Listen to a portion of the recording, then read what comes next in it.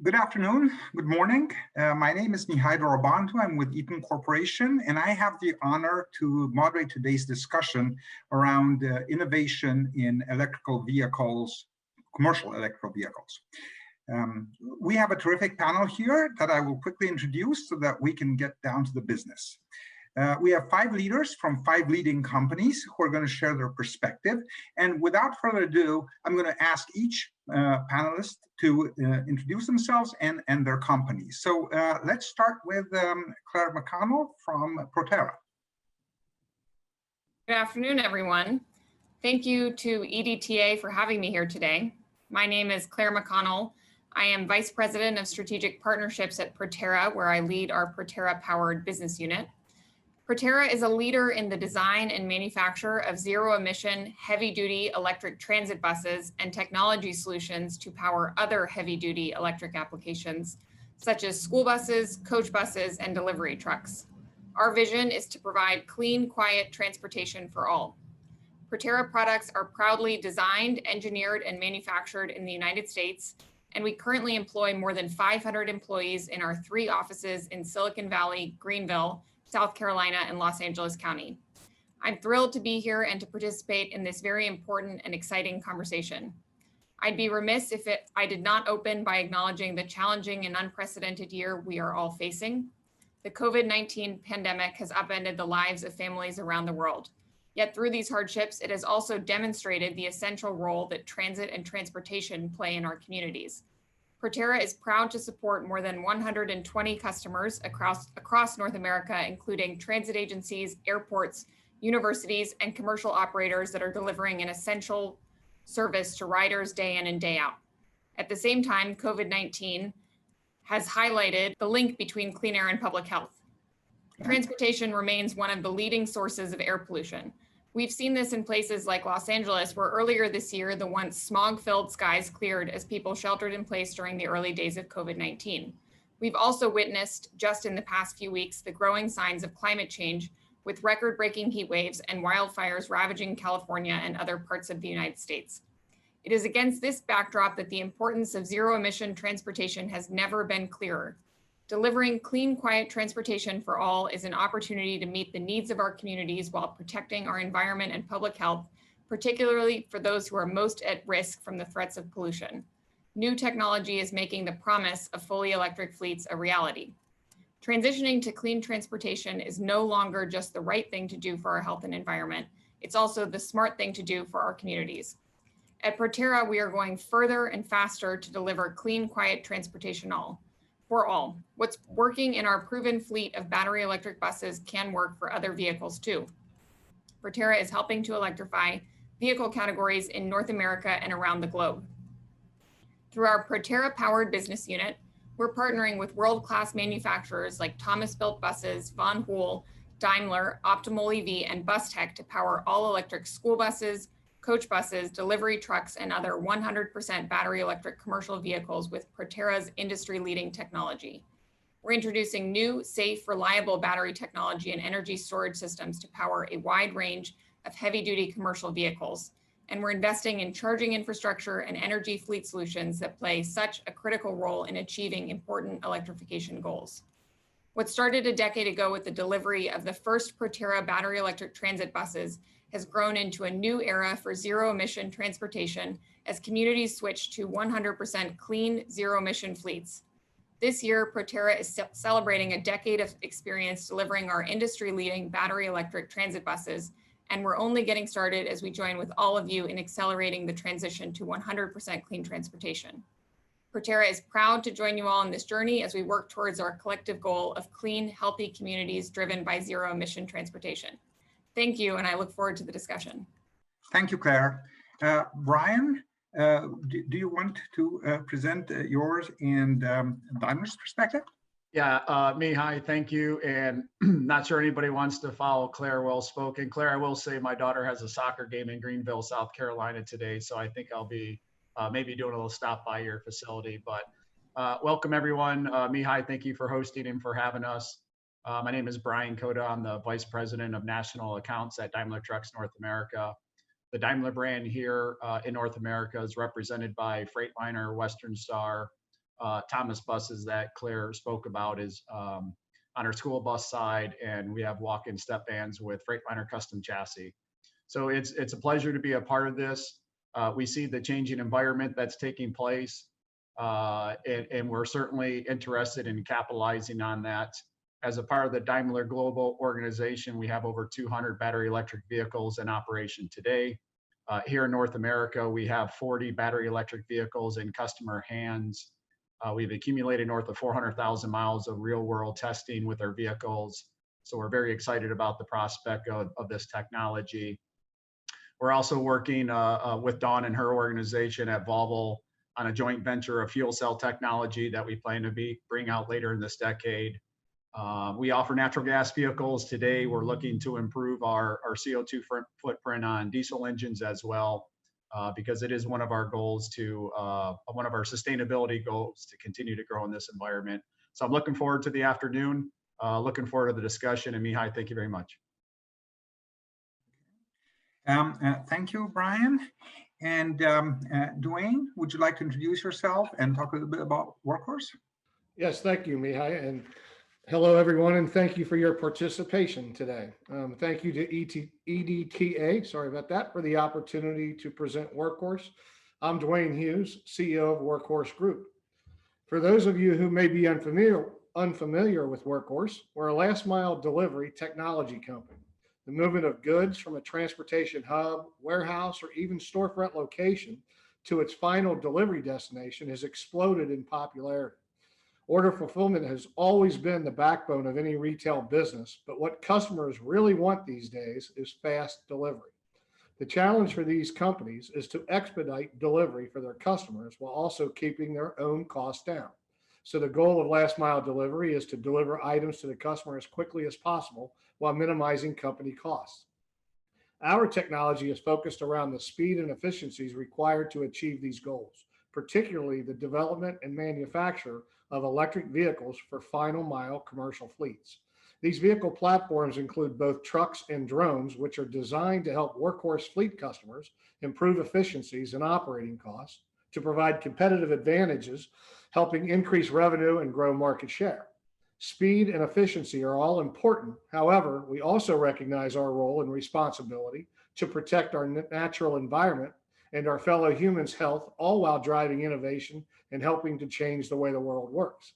A substantial amount of blood, sweat, tears, and capital goes into vehicle production readiness and ultimately building a car company. But more specifically, at Workhorse, our approach to our second generation electric delivery vehicles have been to capture the more than 5 years of learnings we have gained from our Generation 1 trucks. These Generation 1 trucks have more than 6 million miles of real life delivery miles and hundreds of thousands of packages being delivered.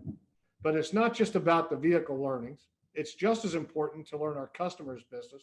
With these learnings, we can better understand our customers' pain, if you will. Understanding their pain and how our vehicles perform gives us many differentiators. Using all of these learnings and applying them to a production-focused engineering and design is a key to success. So for example, fuel efficiency and maintenance savings are the most obvious benefits to electrification. However, the learnings used to generate additional benefits while also further strengthening fuel efficiency and maintenance cost reductions are what separates us from others. Some of these features that are delivered include lightweighting. So traditional combustion engine or Generation 1 electric trucks weigh 11,000 pounds empty. Workhorse Generation 1 vehicles demonstrated that in the last mile delivery segment and the associated duty cycle it's ideal for electrification. However, simply adding the latest and greatest EV technology to 1960s chassis technology clearly does not make sense. So our Generation 2 vehicles are designed to weigh approximately 7,000 pounds empty versus 11,000 pounds, which means the fleet customers can achieve fuel efficiencies from 5.5 miles per gallon in their combustion engine vehicles to better than 40 miles per gallon equivalent in our Generation 2. But lightweight also translates to pack size. Right sizing the battery pack is one of, if not the most important features.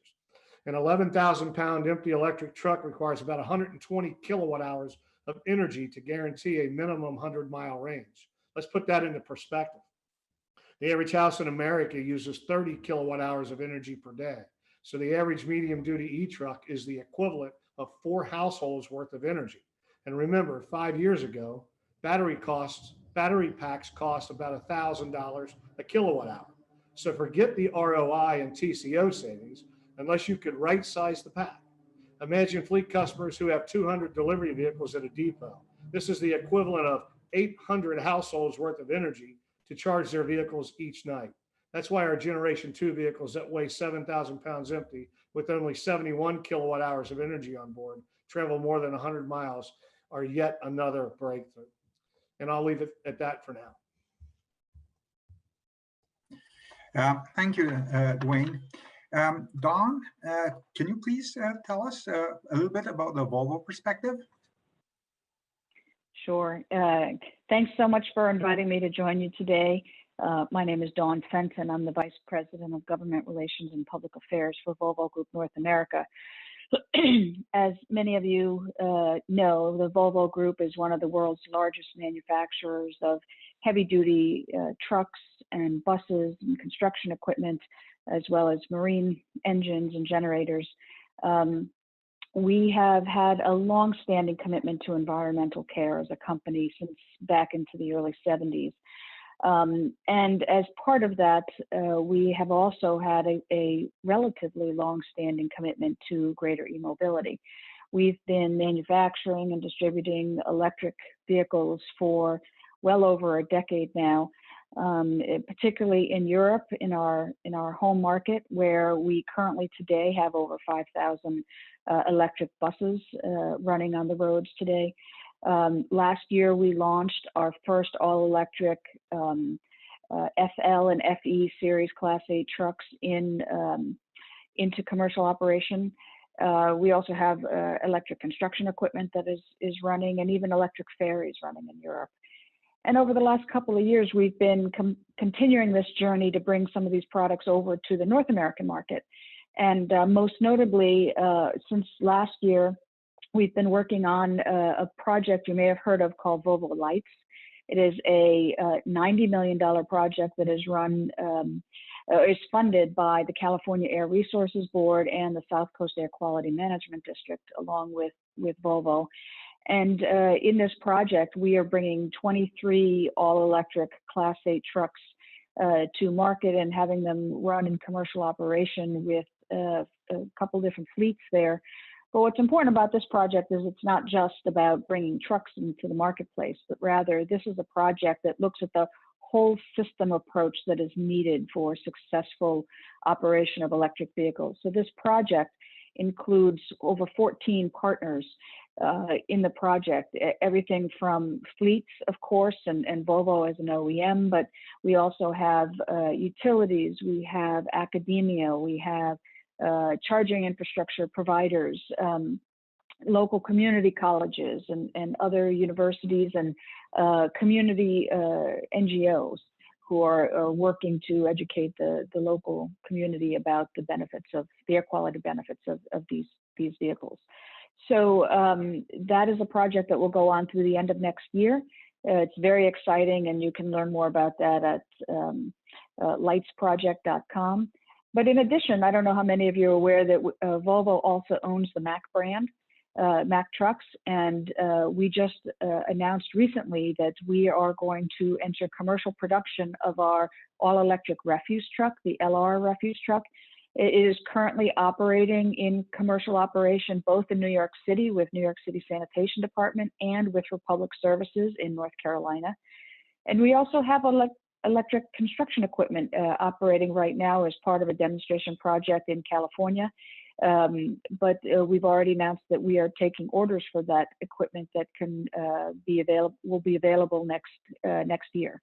So there's so much going on in the e-mobility space, and we're very excited about it. We think it's we're very committed to this journey towards greater electrification of the transportation sector. And so I'm very happy to be here to talk to you about it today. There's certainly a lot of challenges. It's not going to be easy, but we think it's the right way to go, and we're very happy to be beginning this journey with everyone. So thank you. Thank you, Don. And now let's hear from Nate, the perspective of electric school buses. Yeah, thank you, Mihai. And it's certainly my privilege to be here on this panel with such an esteemed group of colleagues. I'm Nate Baguio. I'm Vice President of Sales for the Lion Electric Company and have spent over 30 years in the public transportation and mass transit industry, both in school bus, trucks, and transit. At one point in my career, I was responsible for getting out over 300 buses to take kids to school to and from every day in Los Angeles. Also worked on light rail projects going from downtown LA to Pasadena, as well as subway projects. So it's really been my great privilege to add more public transportation to our streets. And the other part of it is the excitement I have for EV right now. It's largely been a diesel world, and walking into these yards with 300 plus vehicles all starting up with diesel fumes, that's changing, and it's changing now. And I'm more than excited to be working for the Lion Electric Company, who is fully dedicated to zero emission electric, not only school buses, but shuttle buses and trucks. So Lion Electric is a manufacturer of medium duty and heavy duty vehicles. We've been doing so since 2008. We've had over 300 vehicles on the road, 6 million miles of service. And, you know, these vehicles are not a pilot. You know, they are on the road, taking kids to school every day, and have been doing so for years now. So when you look at this, it's not just deployments in California. There is interest in zero emission across North America in every climate, in every environment you can think of, from freezing cold to really hot weather to humid weather. The vehicles are performing. And I always like to tell everybody that EV is not emerging, it is inevitable.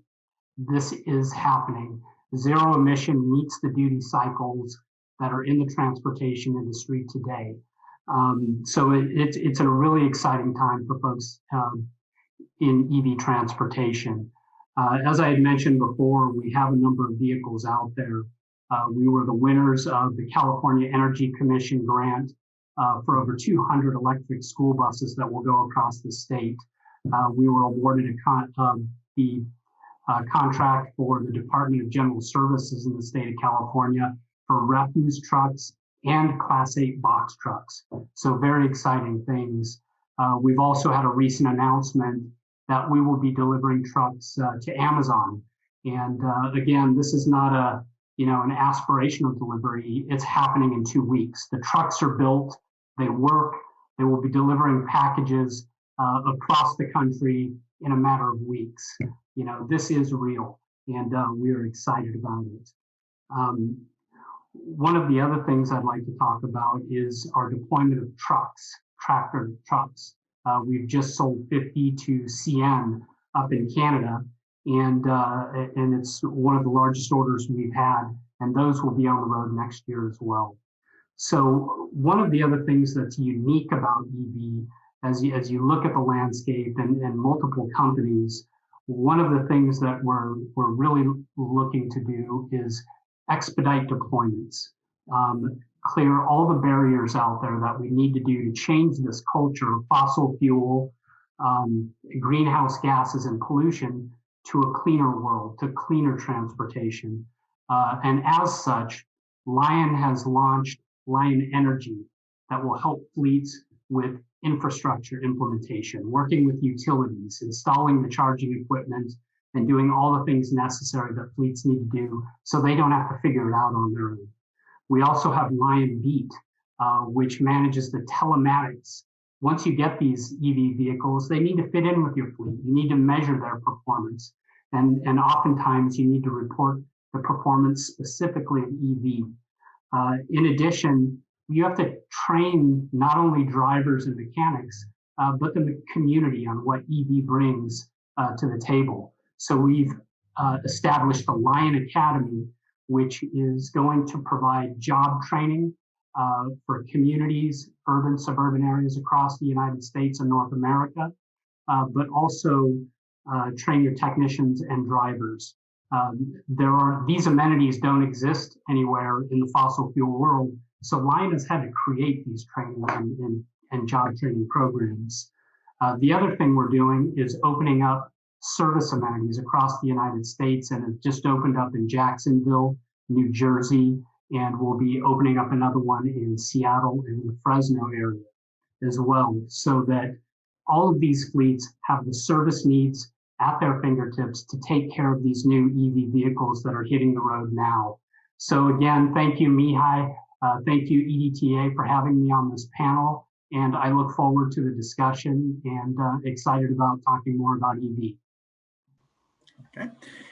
Thank everybody. I really appreciate and understand the depth and the breadth of the capabilities that are represented here. You're all leaders in the field, and your companies are certainly opening the EV space. Some of you are competitors. Most of you actually are focused on different parts of the market. So what I would like to start with is ask each of you, what do you see as the key challenges to the acceleration and the adoption of zero-emission vehicles in the marketplace? And maybe, Don, we can start with you, given your government affairs background. Sure. Yeah, as I said a few moments ago, we're very excited about this greater movement towards greater electrification of the transportation sector, but that it's not going to be easy either. You know, we certainly there are always supply problems or challenges, and there's issues about battery prices of batteries, which have come down significantly and will continue to come down. But I think when we look at, you know, what are some of the major roadblocks going forward, I think I see it mostly in terms of the infrastructure and the availability of the sufficient infrastructure for these vehicles, and also a funding problem. And by funding, I mean funding for that infrastructure expansion, but also funding to help pay down the cost of these electric vehicles. I mean, the all electric, and I'm speaking particularly about the Class 8 truck market because that's where we operate. These Class 8 trucks, that all electric trucks, are going to be more expensive than today's current clean diesel vehicle, and they will be more expensive for some time. And so, you know, in the state of California, they have been very good in terms of providing funds to help fleets invest in these vehicles. But even in California, they have insufficient funds that are going to be needed in light of some of the policies that they have passed there and the degree of penetration that they're hoping to have in, you know, a decade or more, which is actually not a very long time. So I think that's what I would identify as the biggest challenges: the funding for the structure itself and the time it's going to take to make that, to really get that up and sufficient to fuel the numbers of vehicles that everyone is hoping to get out in the market. Okay. Duane, you struggle in a market where the customers are extremely cost sensitive, and you've mentioned right that battery right sizing is the major objective for you. What do you see in that market that that cannot afford expensive vehicles? What do you see the challenges for penetration there? Yeah, good question. I appreciate it, and good answer, Don, because you know, I think across the board, I think all of us will echo Don's sentiments about infrastructure being a challenge. I mentioned before the 30 kilowatt hours per household and the amount of energy it takes on board a vehicle to deliver the packages, in our case, for a 100-mile day.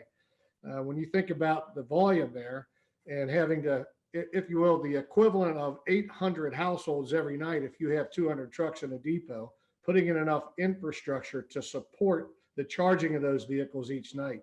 You might think of it this way: On a combustion engine vehicle, if I'm running low on fuel, I can pull across the street to the gas station, fill up my gas tank, and continue on my route. However, with an electric vehicle, they got to be charged at night with enough energy or juice on board, if you will, to be able to do that complete 100 miles. So they don't have the option of pulling over and charging. So it's a challenge from an infrastructure perspective, and not just the cost of the infrastructure, but how you go about installing that infrastructure across many different depots across the country.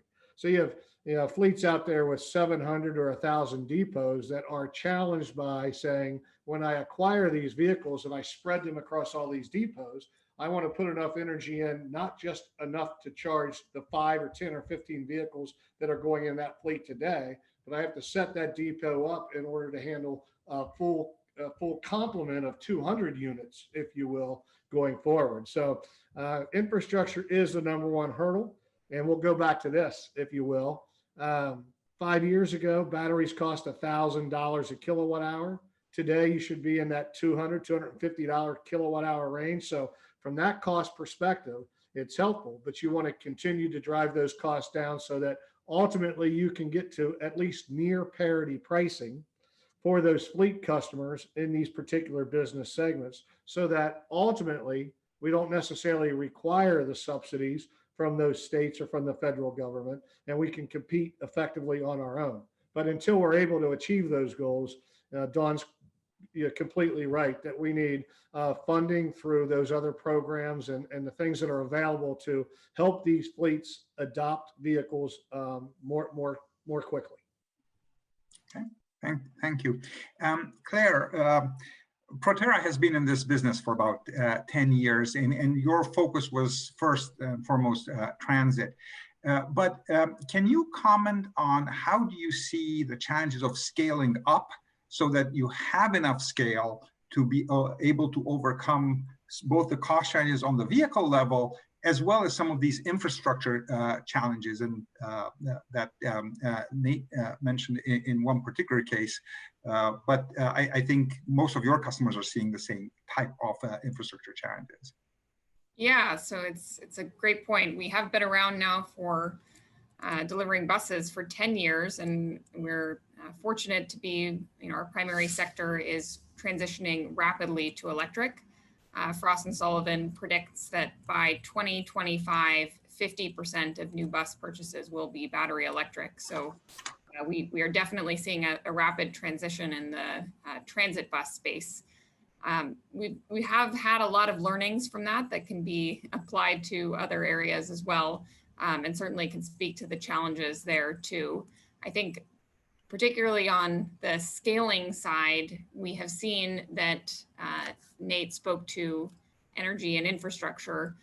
We have our Proterra Energy business unit that is focused on helping our Proterra partners, whether it be our transit partners or our Proterra powered OEM partners, do the full transition to electric. So not just dropping off an electric vehicle and anticipating that a transit agency that has been powering diesel buses for decades will know how to install the infrastructure and charge them, but rather working with our partners and helping them get the infrastructure on site, the hardware, powering all of that. And that's been a growing area of business for Proterra, and one that we think will be only increasingly important as our customers increase their fleet sizes from pilots to larger scale deployments in the hundreds of vehicles.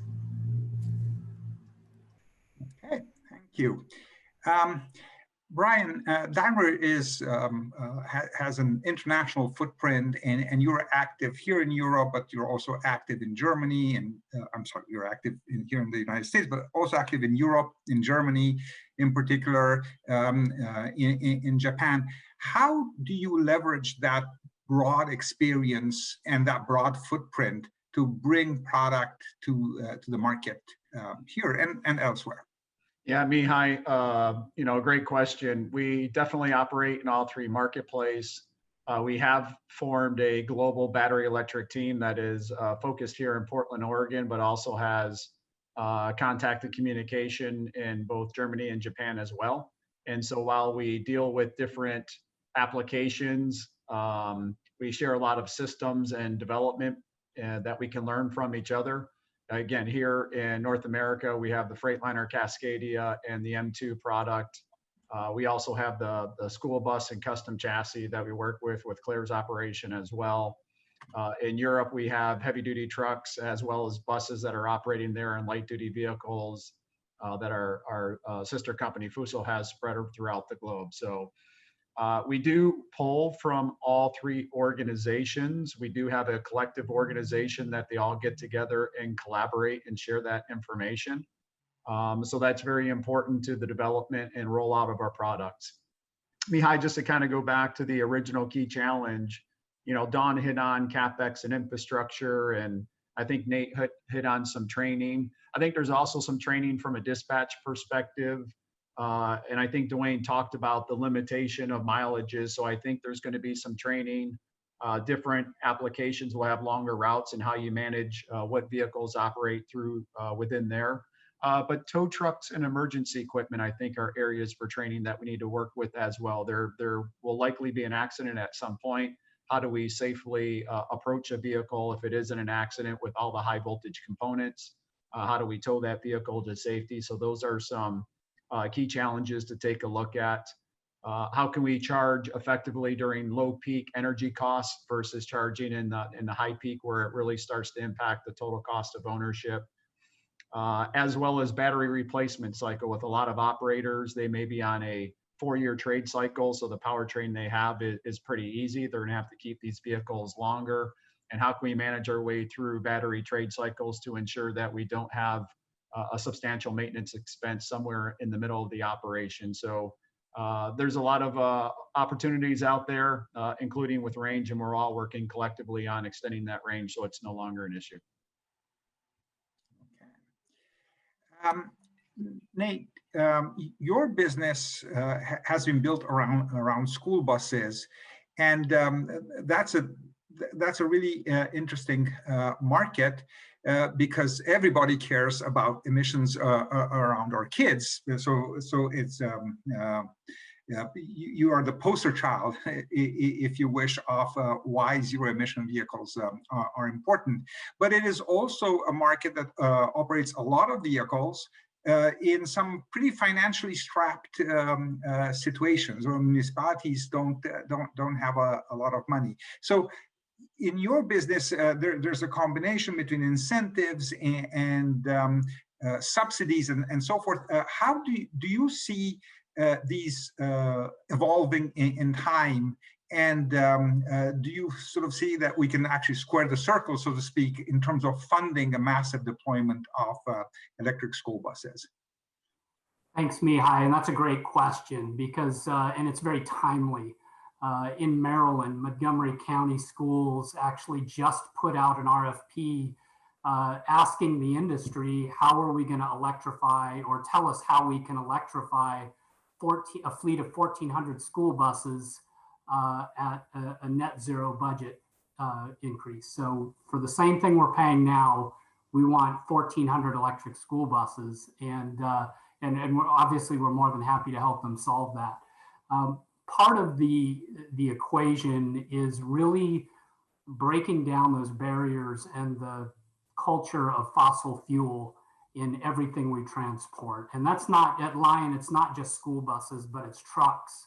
And the reason we jump so far out in front with school buses is we've really tried to take the approach of what can I hand a fleet operator the keys to today that they can use in their duty cycle, and it will effectively replace that fossil fuel vehicle.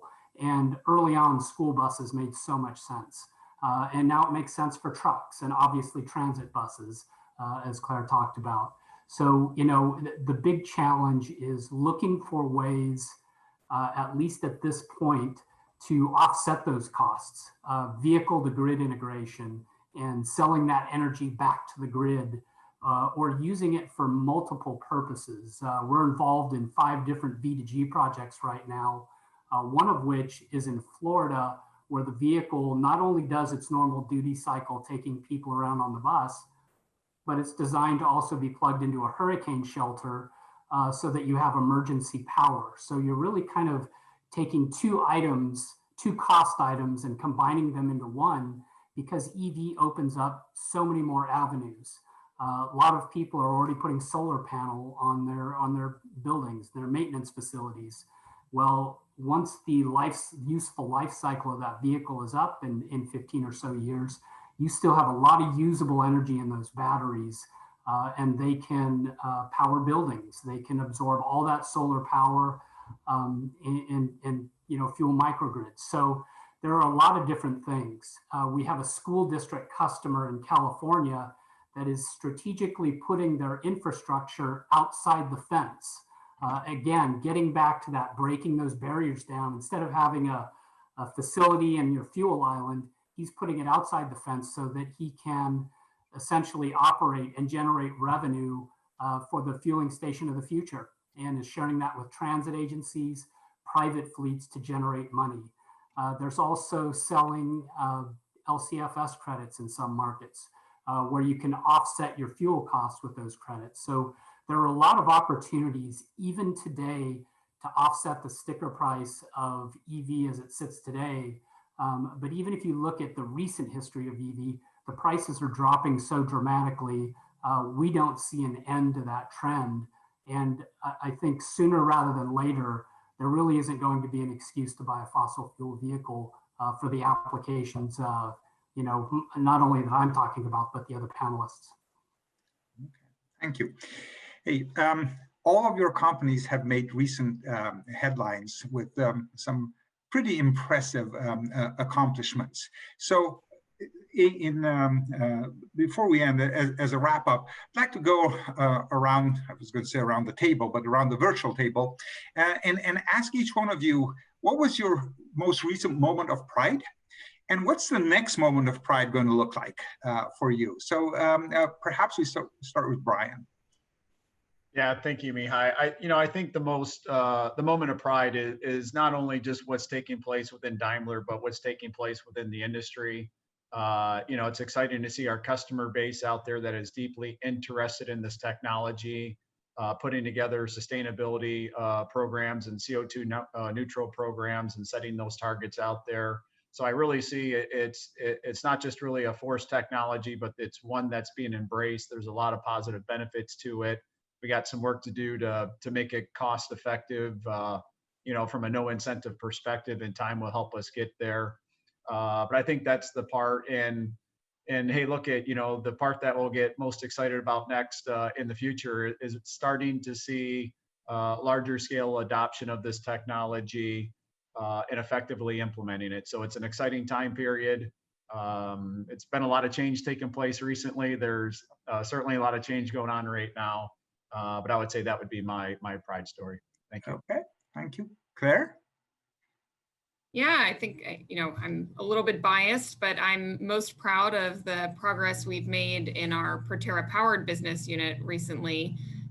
In August, we announced 2 new partnerships in 2 different vehicle types, and announced a new battery product that we have purpose built for the commercial vehicle market. So excited to continue expanding Proterra's presence, both from the transit bus side, but also now in delivery trucks, school buses, coach buses, shuttle buses, and all sorts of commercial vehicles. And we're really excited to continue partnering and looking forward to all of the different types of commercial vehicles that we'll get to electrify in the coming years.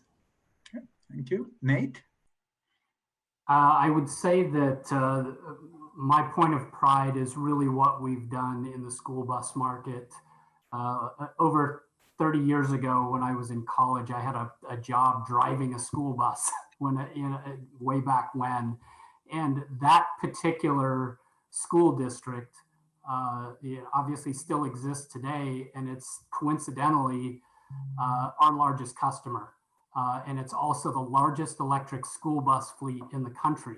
So I've seen what transportation looked like and what it was like getting in that exhaust-filled vehicle and then loading children in, and to now where that same school district is pulling up to schools quietly, putting children into the vehicles, without all of those dangerous fumes in the bus. I was recently talking to an 8th grader, Holly Thorpe, in the Miami area, and she just won a science fair where she measured that the worst air that students breathe is taking that diesel bus to and from school, not standing next to it, not anywhere else, but riding that school bus. And the small contribution I've made in working for the Lion Electric Company to put kids in clean, healthy breathing vehicles is certainly a point of pride for me. Dawn? Yeah, I guess I would say, point of pride that I would highlight is how quickly and how completely the Volvo Group has moved to embrace and accelerate the commitment to and the production of all electric vehicles. I've not been with Volvo that long, 9 years, but I've been told by my colleagues who've been there for 40 years, they've never seen products and projects move so fast. And not only how quickly they've moved, but how complete the whole process is. And to know that, certainly those first vehicles that come out are special builds but now to the point that, the investments we've made in our plants in the biggest plants we have in the world selling Volvo trucks, and then in Virginia, for example, so that now these electric trucks are going down the line. It's just a huge commitment. And so I think that's really one of the biggest sources of pride looking internally at Volvo and what we're accomplishing. Okay, thank you. And Duane, you get the last word here. Well, I appreciate that last word, and I'll try to be quick as we're probably running low on time. But we're proud of a number of things here at Workhorse we've done, particularly moving from our Generation 1 trucks that we have on the road today with very important customers, and starting the deliveries of our Generation 2 trucks this year, and ultimately reaching full-scale production, if you will. Where I'm really proud of that is the fact that we've been able to surround ourselves with some very important strategic partners, such as the most recently announced Hitachi Group. Hitachi, being a Japanese company and all, they don't take strategic alliances very lightly. And we're happy to be, the last mile delivery solution that they've chosen to present to their customers and their dealer network. So I just mentioned I'm mentioning the all important operational assessment being done here, because Hitachi they're looking at helping us understand what we need to do from a manufacturing perspective to reach that actual full-scale production. So that's really important to use experienced personnel and so on to help us achieve those goals. But it's really beyond just that production perspective. It's their incredible reach from a standpoint of their industry involvement and their extensive dealer network, as well as their parts and distribution network. But it's not just Hitachi with Workhorse. We announced prior to that a Duke relationship from an infrastructure perspective. And of course, we have a very solid relationship with Ryder Systems, who also is looking at all of the opportunities from a maintenance perspective, as well as financing, infrastructure, and again, service that they can offer. So surrounding ourselves with good partners, achieving our goals of producing or developing and beginning the delivery of our Generation 2 products. We're very proud of that. And I think going forward, reaching scaled production of that Generation 2 product is something that you'll see next. Okay. Well, I think this concludes our discussion, and we will open it up to questions from the audience. But I do want to wrap up and say that yes, there are lots of challenges, but boy, these are exciting times. I think all of you have pointed out the speed at which electrification is happening, the depth of this transformation. It's really an exciting time for the industry. And this discussion for me has been very uplifting because of where you are taking the industry. So thank you for that. And let's open it up for questions.